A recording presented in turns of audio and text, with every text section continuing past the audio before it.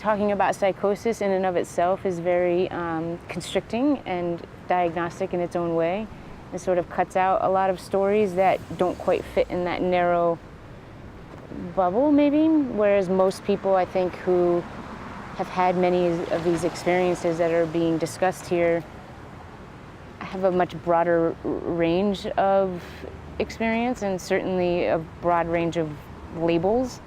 Specifically, I think what came up in this workshop was the diagnosis of borderline personality disorder, which almost every female who's ever gone through the mental health system has that diagnosis, and that just never gets talked about, partly due to shame and partly due to a lot of stigma from mental health professionals and sort of saying, well, that's something different and that's not this, and this kind of separation. So I'm working on a book which should be published next year by Palgrave Macmillan. It's going to be called Trauma and Madness in Mental Health Services. So it's about, so you know, I had my own experiences, right? And one of the things that really threw me and frustrated me was I remember when I first sort of said to a mental health professional that I had heard voices. I didn't say it in that way. I was describing what was going on. And I remember the person looking at me and saying, well, do you really hear them? And I knew something was wrong then. I was like, something I've just said is wrong.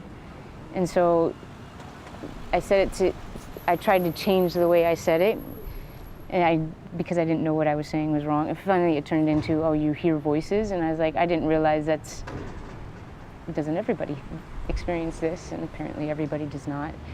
And when I was like in this state of crisis, things got really rapidly worse, especially because of my involvement with mental health professionals. The more involvement I had in the system, the worse I kind of got and rapidly disintegrated.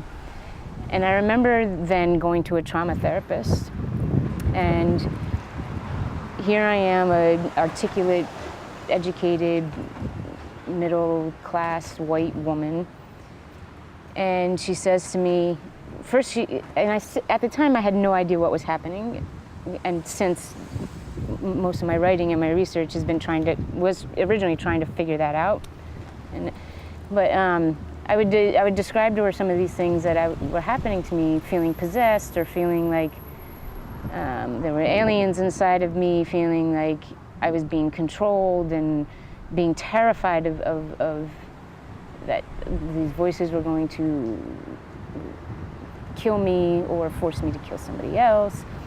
And she would keep trying to reword what I would say and would say, well, that's just you reenacting your trauma. And I'd be like, well, no, it really isn't.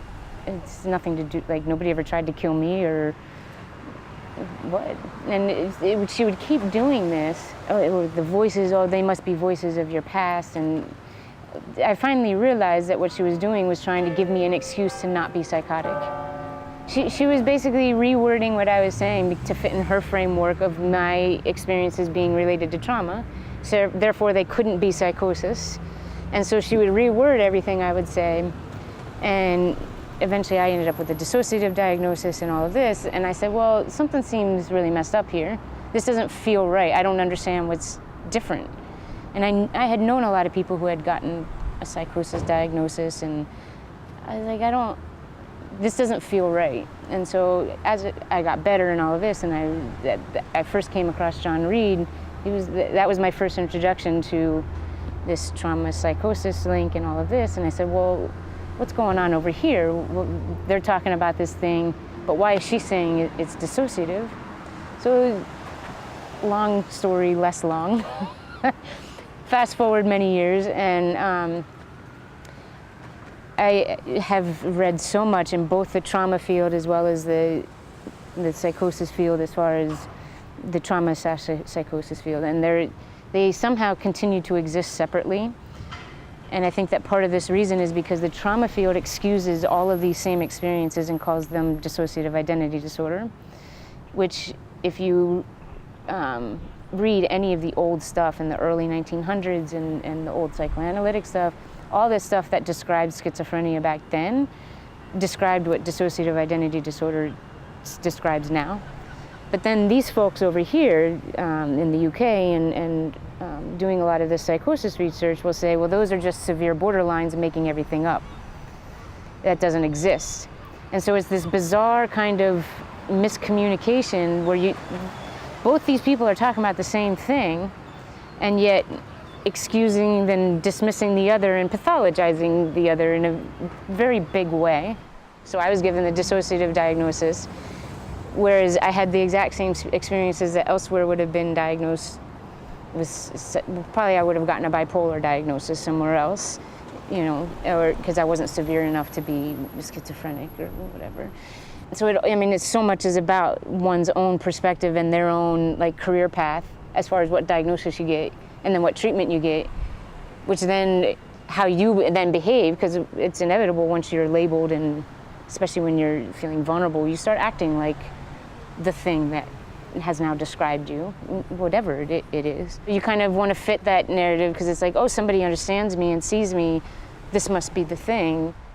Well, so anyways, there's this guy, Paris Williams. I don't know if you ever heard of him. So he had a book that came out called Rethinking Madness back in 2012, and that was based on his dissertation where he did a qualitative study interviewing a bunch of people who had recovered from psychosis and what they found helpful and harmful. So I sort of based my dissertation almost exactly on his, and I did it with people who identify with the diagnosis of DID, and as far as what they found helpful and harmful in the system.